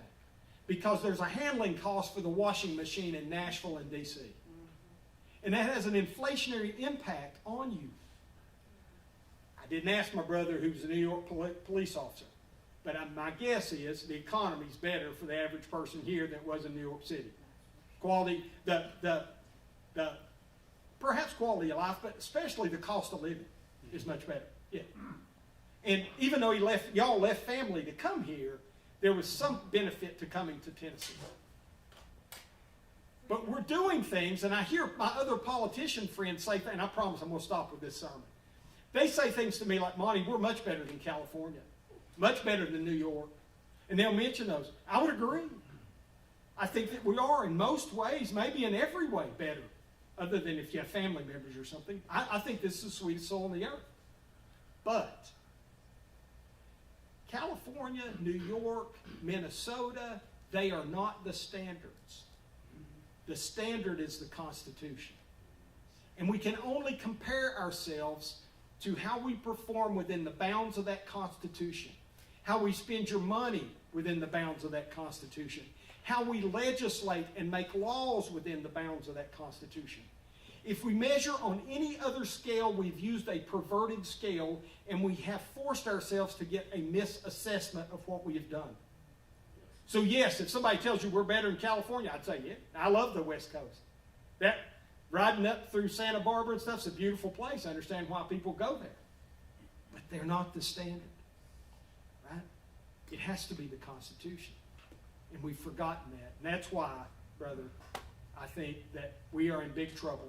It's a steep. I think I'm going to win. I do think I'm going to win. Amen. But it's going to be a fight. And it's going to be a fight to make these changes. You know, I don't use Trump's name a whole lot because I get sick of the other two candidates. They punctuate every sentence with Donald Trump's name. Or every one of their family photos, they have a picture of him in it. And that's their choice, but they're pandering to you. They're trusting that you can't make a good decision, that you're just going to vote for them because they like Trump. I'm tickled to death Joe Biden's not in the White House or Kamala is in the White House today. But I will tell you, my oath of allegiance is to that Constitution. Period. Exclamation point. And we better make that standard. Yes, sir. More questions. I'm sorry. I'll stop. No, I love listening to you. I can identify with Mr. Fritts. If anybody that comes to these meetings know I'm a little bit of a thorough speaker, but listen, I think that's a great thing. We need more of that, so we do appreciate that. I'm going to claim my question, okay, and then we'll have 2 more questions, and if there's more in the crowd, we can do some rock, paper, scissors. It looks like you have, you have a question? All right, we've got 1 claimed. Everybody else can play 2. We've got our 2. All right. So, my question. It kind of bounces off a few other questions in the room. This gentleman said, "Oh, this is the first time I'd heard of you, Mr. Fritts." I will admit the same thing. It was not 3 months ago that I had first heard of you. Considering strategically the battle that you have with name recognition, being new in office, Marsha Blackburn spending a career in politics, John Rose obviously having a bit more name recognition, both of them having several $1 million from large donors, obviously you've already said you recognize that as an uphill battle. I think everybody who understands politics realizes in our country politics follows the money most of the time. That's kind of the reason we are where we're at. So my question is, I know you're familiar with Tennessee Constitutional Grassroots Coalition. We are a member of that. We are one of the 23 counties. I had a phone call with that leadership and I said, listen, I think that if we could find a way to get Monty on stage with the other 2 candidates, we will have won the race. Because it's exactly what you're doing right now. Nothing personal against Marsha Blackburn. She couldn't hold a candle. She would fall absolutely apart. I think John Rose is an okay guy and a personable person and can speak and everything, but I truly believe push comes to shove in the battle of intent for the people, you will win that. I also understand that those 2 candidates' biggest fear is having to do that. So I'm tracking right now, technically, you can correct me if I'm wrong, on the 5th, 3 or 4 days from now, that there's potentially a debate set up. Is that still happening, yes or no? It is not. I've put out a couple things on the 5th. I agreed to it as soon as Washington County asked me for it. They asked for a couple dates. They reached out to both the other campaigns. The GOP chair there sent me notification last week, saying that Rose had officially backed out and hadn't heard anything from Marsha. And let me say this, because this is 2 things. One for a little humor and one because it's important, I think, to say this. One of them, because I do need help. It gets to, I think, where your question's going. I need prayers. I need you, if you're a Christian, I need these 3 prayers. Pray that I'll do what's right and holy in God's eyes. Pray that I'll continue to honor my oath to the Constitution, and pray that I'll keep a servant's heart. Everything else is downhill from there. Practice your liberty and get out and vote. Practice your telephone and your email. And if you want liberty and less government, because this is really not about me. And it's really not about the other 2 people that you mentioned. There's going to be more people coming into the race, I think, because they smell the blood in the water, because nobody knows who Congressman Rose is. I'm probably as high or higher on name recognition in many areas than he is. And I haven't spent near the money in sending out millions of dollars worth of mailers to convince everybody that I'm not a politician. Have y'all seen those? When you get 2 or 3 mailers that says, so anybody remember Richard Nixon? Yes. And what was the one most famous thing? He said, I'm not a crook. Remember that? So can I have a little fun with Congressman Rose? I'm not a politician, he says. And that's, the flyers are coming out. I don't know who he's trying to convince, me, you, or himself.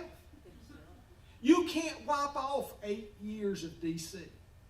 You can't wipe off the fact that you voted for things to get us into further entanglements like this Quad agreement that he voted for. You can't. And so they're eat up with D.C. They don't want to debate. And again, it's not about me. They know I'll call them out. It's the message. And they're paying people, I don't know what Marsha pays her person, but she's overpaying because they're not generating any original content. And I think folks across the state are hungry. I think we get on the stage, we outwork them, we win. I do.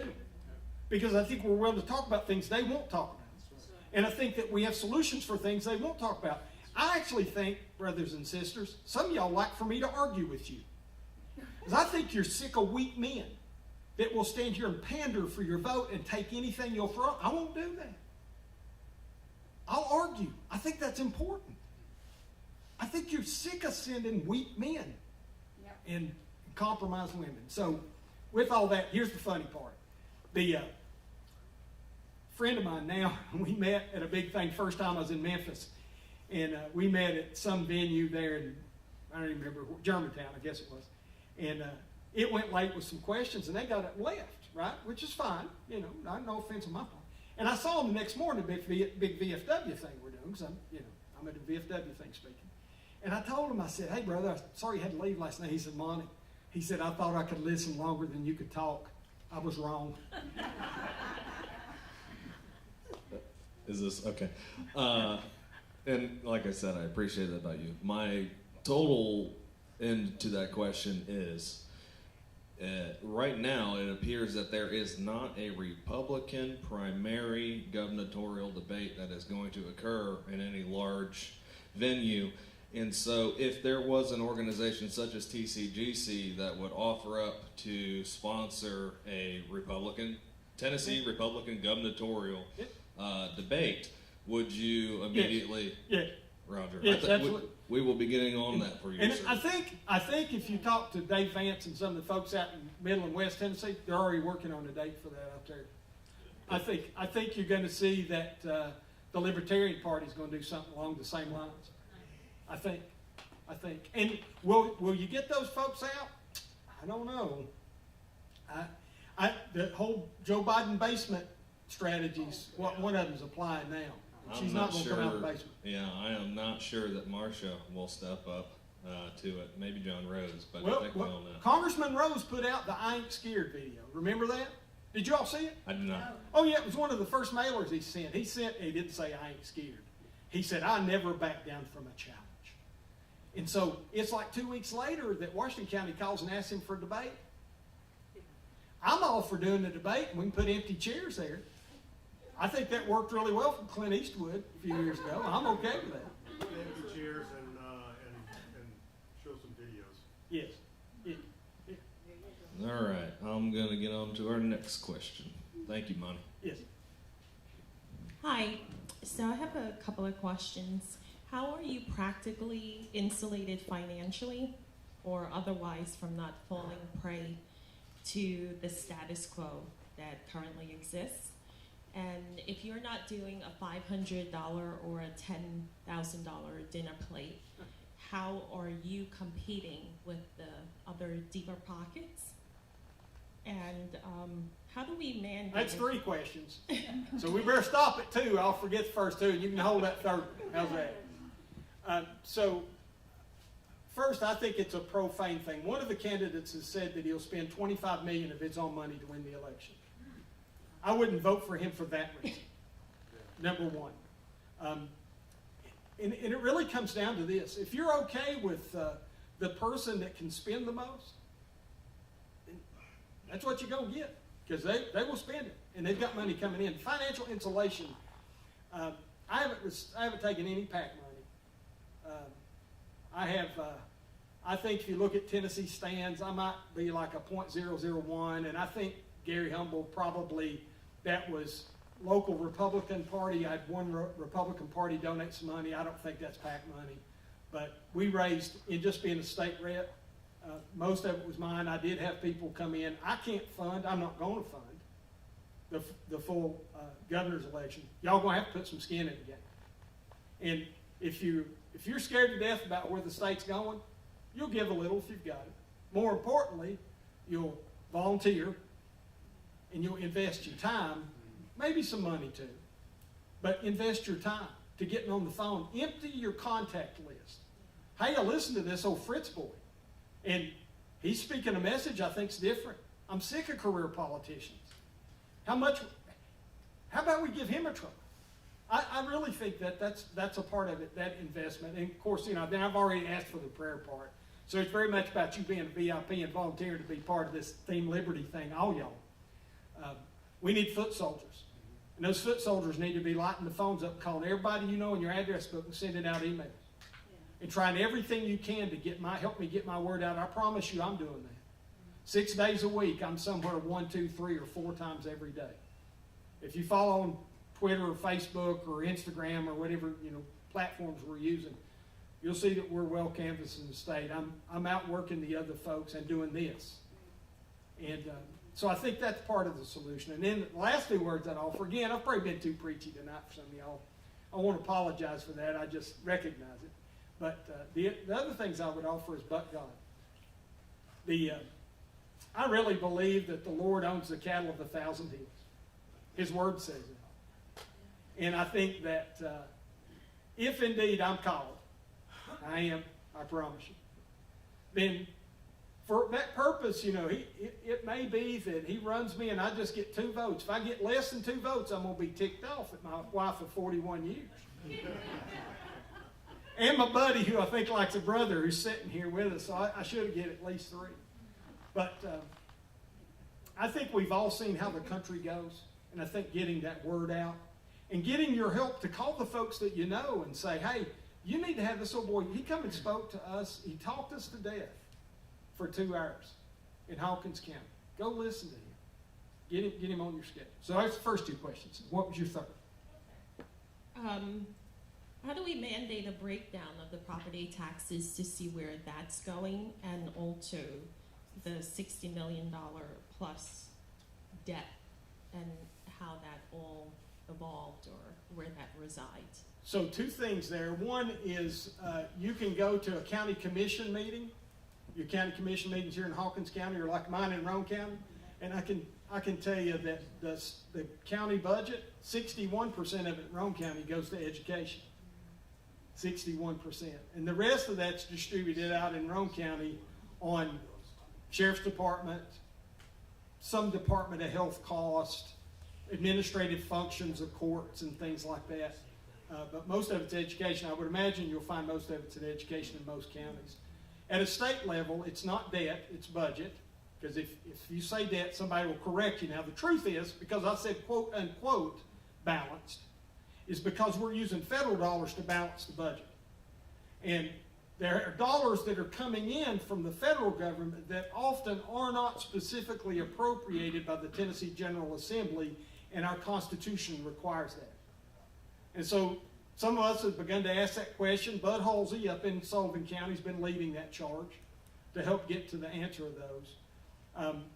I don't think I brought a budget book with me tonight, but you can go online to either the Secretary of State or the Comptroller's Office and ask the question, and they'll send you a breakdown of what the Tennessee budget looks like, and it's $59.8 billion this year, the 2025 budget. You'll see that about the 2 majority spenders in the Tennessee budget are education and health care. So a lot of that's TennCare dollars. Some of that's federal money that is coming in to TennCare dollars. Part of the budget amendments that I offered this past year, there was a $38 million with a recurring cost of over $25 million, as I recall, to hire another 115 new state troopers in Tennessee. I love my state troopers, but we're centralizing law enforcement in Tennessee. In Tennessee, the Constitution lays out that your sheriff is your high law enforcement authority in each county in the state of Tennessee. And when we start to do that, and I'm happy that our troopers are making more money, but the starting salary for a Tennessee Highway Patrolman is about $70,000 a year. And then the starting salary for a Tennessee Department of Homeland Security, which I completely object to. We don't need any. I am my own Homeland Security. You know, we don't need that. I think that was a horrible thing that Bush got started federally, and we shouldn't have it in the state of Tennessee. I'll say it. But they're about $80,000 a year. I don't know what your sheriff's deputies start at here, but they're competing with that pool of people to hire the very best folks, right? And so the starting salary of a deputy in Roane County, Tennessee is about $50,000 a year, and in Loudoun County, the 2 counties I represent, it's about $46,000. So both of those sheriffs have told me they appreciate me trying to pull that $38 million out of the budget because it makes it harder for them to be able to hire deputies. And again, we want our law enforcement to make a living wage, right? But if you allow that to be driven up by a centralized government in Nashville, and they've centralized everything under Bill Lee. There's not a penitentiary in this area, right? The next one's Carter County or Morgan County, I think. And so I was a Department of Correction worker back when I was a kid, right? When I was a young person. Denise and I moved home. I worked for Tennessee Department of Corrections. I hauled convicts. I was internal affairs investigator for about a year, and I ran visitation at Morgan County Regional Prison for about 3 years until I could do something else. I could do 10 more deployments to Iraq and feel better about it than have to work. Prison work is hard. Any correctional? Did you do corrections? It's awful work. And so you better hug the folks that do it. But we've centralized all this stuff in the state of Tennessee so that all the decisions are being made in Nashville. Our founders thought that all the decisions need to be pushed closer to the people, right? Right. And so if we build a larger force of troopers in Nashville, not only does it make it harder for you to get the very best deputy or city police officer here in rural East Tennessee, but it also puts you at that risk. We get back to the property tax thing we talked about, because those people that want to spend other people's money, they start competing for those, and guess where they get that money? Either local sales tax or property tax. Hope that helped. Long answer. All right. My first one is more of a request than it is a question, and that is when bills or resolutions get passed at the state level that require funding, that the state funds those instead of passing the funding down to the counties to come up with the money to do. Yep.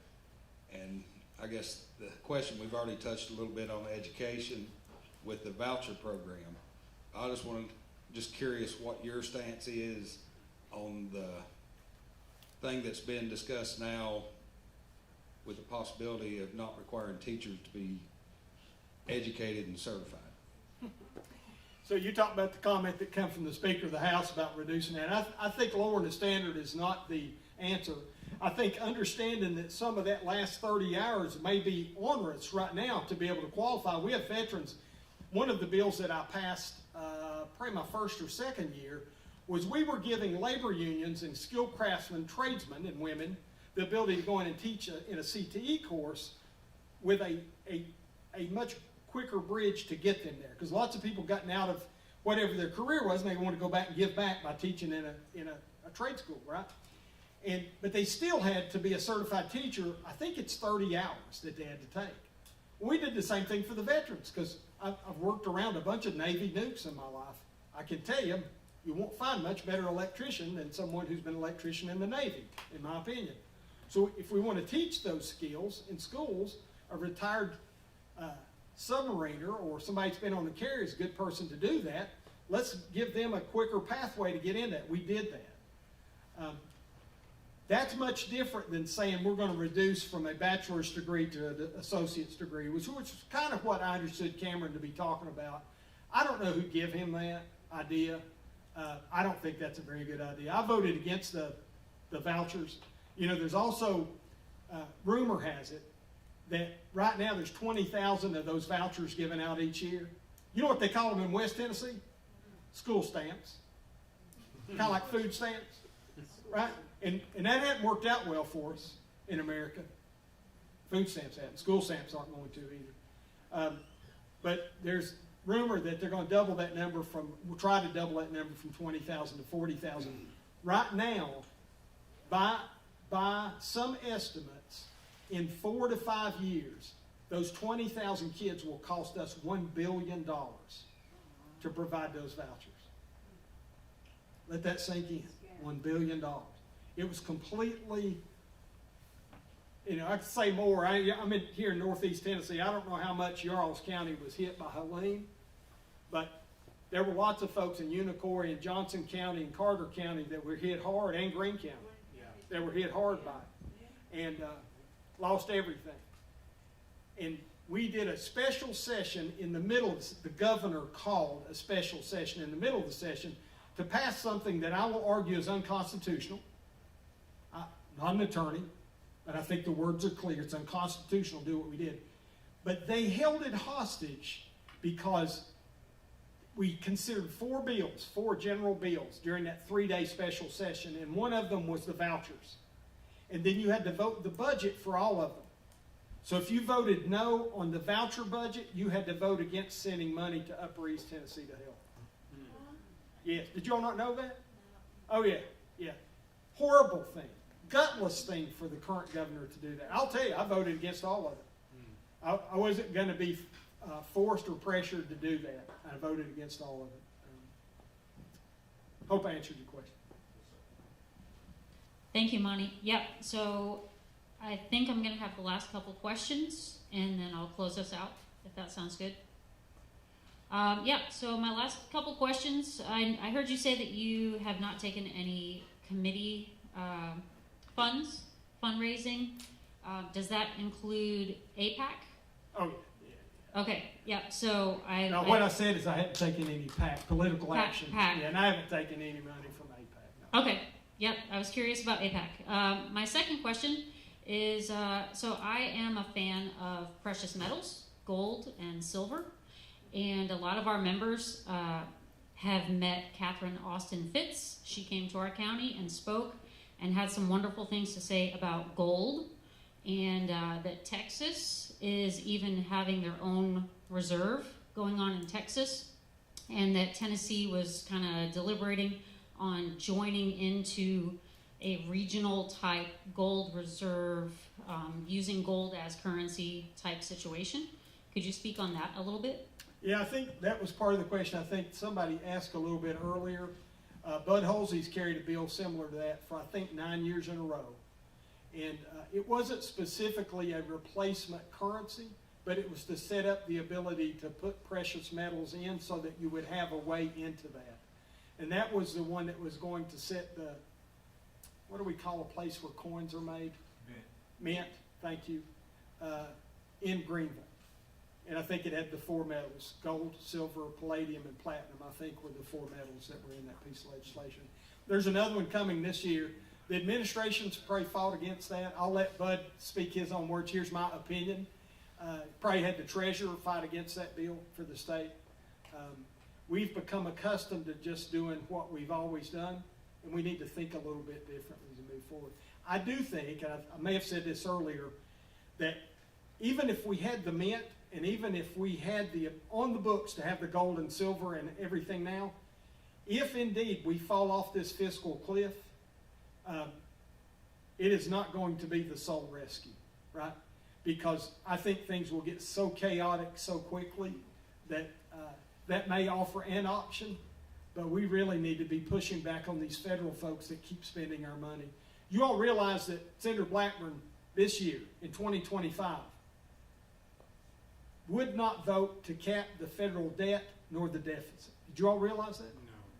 So Rand Paul, I don't know what you think about Rand Paul. I like some of the things he does. I think he's kind of crazy about some things. But he had put a motion through the Senate to cap those. She voted against it.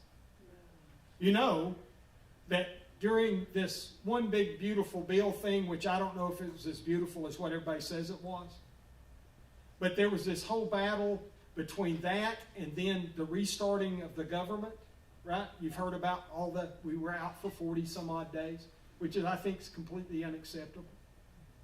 But the National Firearms Act is a 90-year-old act. And it limits, it restrains, it infringes upon your right to keep and bear arms by the length of the barrel of your rifle or your shotgun, or a suppressor. Currently, if you want to buy a suppressor, or if you want to own what they call, the ATF calls, a short-barreled rifle, that's something less than 16 inches on an M4. It's 18, I think, inches on a shotgun. I think that's what the number is. That you have to get a $200 tax stamp, and you have to get permission from the government to buy that, to own that, and they register it so that they know who has that. Let me tell you, I've shot a lot of stuff. And that 14-inch barrel, that 10-inch barrel is no more or less lethal than that 16-inch barrel is on that M4. It is not. The suppressor doesn't increase the lethality of a weapon at all. It may change the velocity of the round by a few feet per second one way or the other, depending on what that round is and what the suppressor is. But it's not an increase in lethality. Yet when the gun owners of America brought that bill before the Senate to get it changed in the one big beautiful bill, a Senate parliamentarian, a staffer, a paid worker, was able to kill that. Did you all realize that? And your senator did not stand up for that. Meanwhile, your country boy representative from Kingston was passing legislation that was the best in the country to defend our manufacturers of firearms, ammunition, and the retailers against frivolous lawsuits. Remington was put out of business 6 years ago, 5 years ago, by lawsuits regarding where some evil person had went into a school and done something they should have been hung for if they'd lived, right? Evil people do that. But they decide that they're going to sue the manufacturer of that firearm rather than just holding the person accountable. So Remington's owned by somebody else today. But Tennessee now, according to Gun Owners America, has got the best law in the country to protect the Smith & Wessons, the Barretts, the Berettas that are Glock stores, which manufacture firearms and components in Tennessee. So I offer all that to get to just this last point on the gold. Lots of what you hear from these other folks is they're going to make you the freest, the safest, the whatever. Again, show me your faith through. Without your works, I'll show you mine with my works. We've been trying to make a difference in Tennessee. Awesome. Thank you, Monty. Thank you so much for coming out.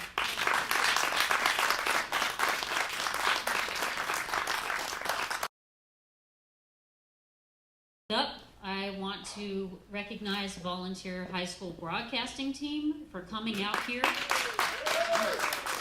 They have done a professional job setting up. They were here at noon. They were here before I even let them in the building, ready to go. They have done an amazing job. We do have a donation box set up for them in the back. Their instructor, Mr. Gary, has let me know that the team is fundraising for all kinds of cool stuff that they have coming up in the future, including radio projects. So before you head out, grab some more refreshments so those do not go home to my house, and be very generous to the Volunteer High School Broadcasting Team. Thank you, everyone. Have a great night.